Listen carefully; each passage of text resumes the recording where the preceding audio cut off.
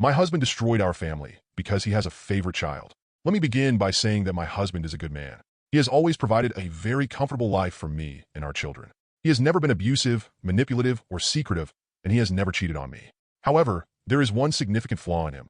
He has a favorite child. We have 3 teenage sons: Mason, 18, Kyle, 15, and Sean, 13. Sean, our youngest, is clearly my husband's favorite. This is something my husband knows, I know, and what truly breaks my heart is that our other children know it too. It wasn't always this way. My husband used to show love and affection equally to all of our boys. However, when Sean was 5 years old, he contracted pneumonia and came frighteningly close to dying. It was an incredibly difficult time for both of us. During his entire hospital stay, Sean constantly wanted his dad above anyone else. This experience created a strong bond between them. Ever since then, my husband has consistently favored and spoiled Sean, damaging his relationships with Mason and Kyle. As the 2 older boys grew up, they began to notice the favoritism and were understandably hurt by their father's behavior. Over the years, I had several conversations with my husband, reminding him that he has 3 sons, not just one.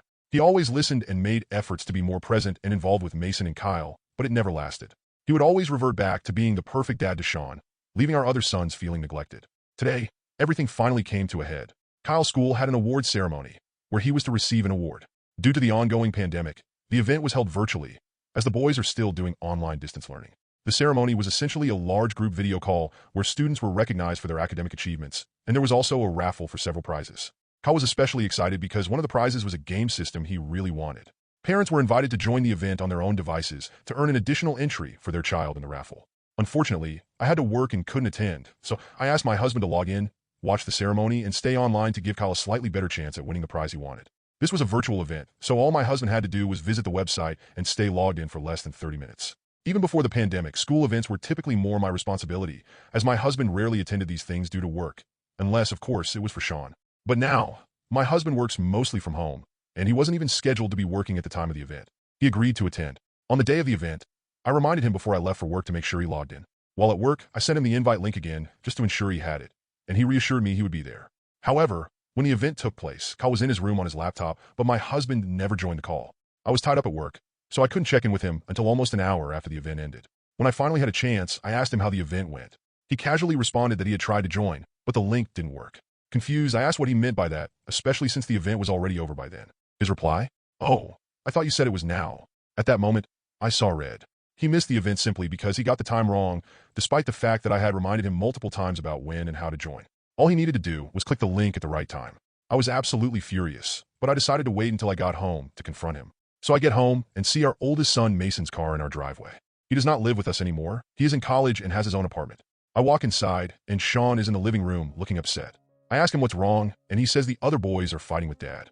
I asked what happened, and he said he doesn't know, just that Kyle got really mad and called Mason when he told Kyle that he and my husband went to get frozen yogurt earlier. I asked what time they went, and he tells me. It was 10 minutes before Kyle's event. He missed the event because he chose to take Sean to get frozen yogurt. I learned later that Sean was begging him, and my husband, as usual, caved and took him. At that moment, Mason, Kyle, and my husband all come down the stairs. They're yelling, and Mason has a duffel bag with Kyle's things. I asked what is happening, and Mason says he's taking Kyle with him to stay at his apartment for a while. I told him Kyle can stay the night, but he can't just move in with him. My husband said that Kyle is not leaving and he needs to talk to him privately. But Mason blew up on him. He said everyone knows Sean is his favorite, and he couldn't tell Sean to wait 30 minutes before taking him to get yogurt. I told Mason I understood his anger, but that we all needed to sit down and talk. Kyle joins in and says that he's tired of his dad always choosing Sean over the 2 of them, and he wants to stay with Mason. My husband was apologizing and saying he doesn't choose Sean over them, he just made a mistake. Mason challenges my husband, saying, "You always just make mistakes that leave me and Kyle on the back burner," and told him to try to remember the last time he did something with either he or Kyle alone. My husband listed 2 events. Mason reminded him Sean tagged along for both. My husband said they're family, and of course he's allowed to go with. Kyle shouted back that my husband has taken out-of-town trips with just he and Sean 3 times in the last year and a half. And he was right. Sean got visibly upset at this point. Mason said he was sorry and that this wasn't about anything he did wrong, that it was their dad's fault, not his. Sean went upstairs to his room. My husband started after him, and Mason said, "See, you've got 3 upset sons and you still run off to coddle Sean." My husband said that's not true, he's just more sensitive than the other boys. Mason told him he wants so badly for Sean to be his only son that he can have his wish. He said not to call or text him or Kyle anymore, and that they don't have a dad anymore. Kyle added, "You already act like we don't exist anyway." My husband's face dropped. The way he was neglecting our 2 older boys finally hit him. I was a sobbing mess. I could see the hurt in both my son's eyes. I told him to stay so we could talk and find a solution. Kyle begged me to just let him leave, saying he didn't want to be in the house anymore. Mason hugged me and assured me he'd make sure Kyle got his schoolwork done and he'd call me tomorrow. I let them go. As much as I want Kyle here, I know he needs time away from my husband. My husband went to the kitchen and cried. He's never been an emotional man, but the reality of our two older boys wanting to go no contact with him finally knocked some sense into him. I wanted to yell and scream at him. I told him for years that he needed to stop favoring one child. All he had to do was show up one goddamn time for Kyle. I'm so angry. Instead, I told my husband that I love him and I know he's hurt, so I'm not going to yell at him. But I told him I love my children more and that if he didn't fix things with his boys and start treating them equally from this moment forward, I would be divorcing him. He just said, I don't want to lose my family. He started to get up saying he should make sure Sean was okay. I told him I would check on Sean, and for once he needed to think of his other sons. I admit I was passive-aggressive, but my blood was boiling, and I was trying my best not to tear my husband down any more than my son's parting words had. I spent the next hour consoling Sean and reassuring him that his brothers don't hate him and that their issue is with my husband, not him. He said they won't text him back, and I said he needs to give them time. I am emotionally exhausted. I don't know what to do. My husband is sleeping in the guest room tonight. We've never not slept in the same bed unless one of us is out of town for one reason or another. Is it worth divorcing my husband over if he doesn't fix it? This is the only big issue we've ever had in our marriage, but he broke my children's hearts, and even if we do stay together, I don't know if I can ever forgive him for that. I feel like a failure as a mother for not being more assertive with my husband and not interfering throughout all these years. I also feel like it may be too late for him to make things right at this point. Update. I posted a few weeks ago about an issue with my family, and there were a decent amount of people who gave great advice and reassurance on what I was already feeling. I am so incredibly happy to say that this is a good update. Great, even first regarding my sons. Mason called me the next day as he promised and said Kyle was settling in fine.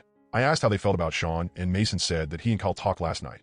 And while they don't necessarily blame Sean, that it's still hard not to be slightly angry at him, especially because we can all see that Sean does realize he's the favorite and leans into it. In the end, both boys texted Sean that they weren't mad, but they needed time away to cool off. Sean was of course sad, but I did get through to him that sometimes people need space. A couple days later, I dropped Sean off at Mason's apartment, and the boys had a movie/game night. I'm not sure what was said, but Sean came back much happier, and his brothers are texting him back again. I knew they would be okay, but I was glad that Mason and Kyle are mature and kind-hearted enough to not hold on to their anger towards Sean. Regarding my husband, I admit I was weak, and I caved the night of the incident. I went to the guest room, and my husband was still awake and on his laptop. I asked what he was doing, and he showed me the screen. He was searching for therapists.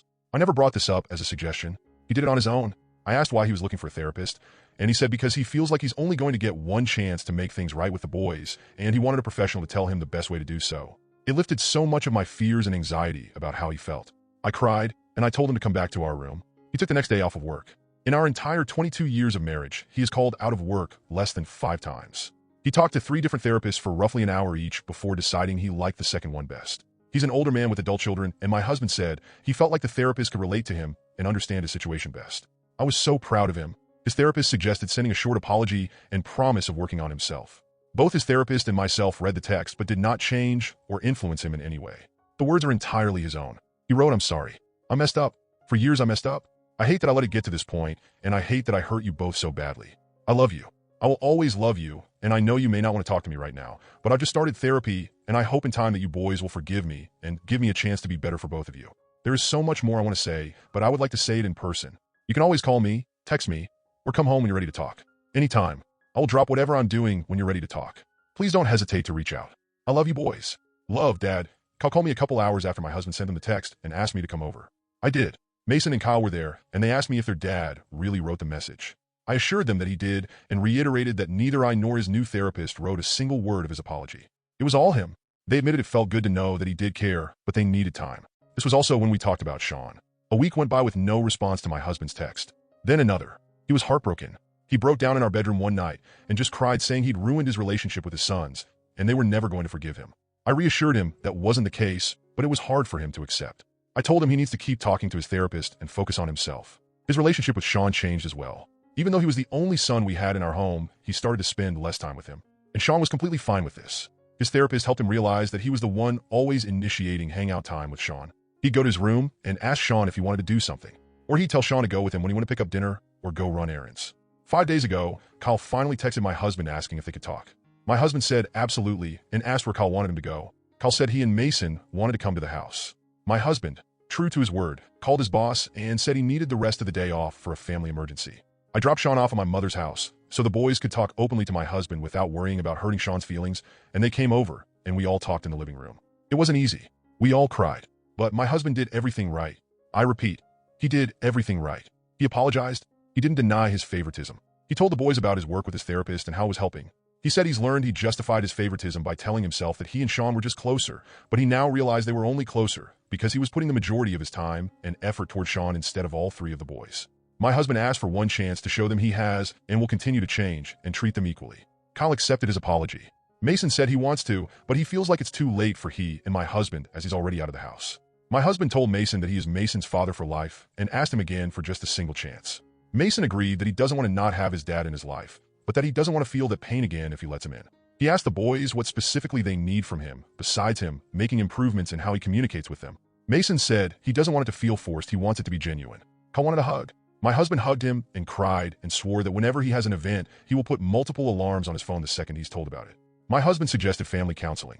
The boys are reluctant, but did agree to go as we all want our family to heal and grow stronger. Kyle moved back in the house and said he's happy because his bed is much more comfortable than Mason's couch. We decided Saturdays will be a family day that we all spend together. My husband has said he will reach out to the boys to see if they're free to get lunch. Not much else we can do until COVID is gone. He started playing video games with the boys, just as something to do to spend time with them. He gets on the mic and talks to Mason, which he said feels good to talk to him, even though they're mostly just talking about stuff going on in the video game. He plans on buying Kyle the PS5 he wanted from the school event, but his therapist suggested he wait until their relationship is healed, so he knows it's a genuine gift and not an apology gift. I agree with this, and that's where we're at. My husband and I have been recommended a few family counselors from his therapist, and are in the process of talking to them. He's really taking point on this. He's going to continue seeing his own therapist, as he said it's helped him more than just this incident. I admit that I still have some fears that this new attitude won't last, but this is so much more effort than he has ever put in when I mentioned his favoritism before. I'm really hopeful that this is only the beginning. The boys are already much happier, and seeing all the men in my life talking and laughing together just melts my heart. This is what I wanted all these years, and I'm hopeful that with family counseling and my husband continuing his own therapy, this can be a lifelong change. Edit. I know this is not an instant fix, and it will take much longer and continued dedication and effort from my husband for us to truly heal as a family. But we are committed to therapy as it's worked at opening the door for healing. I made it clear to him that if he reverts to his old ways and hurts our kids again, I will be gone. I can't imagine how hard it must have been for them to let him back in after just a few weeks of no contact, and I will not stand by if it happens again. That being said, as of now, I have no reason to believe he is not dedicated to this change, and for the sake of my family, I will give him the same single chance my children have given him. It's up to him to use it wisely. Thank you again, and wish me luck.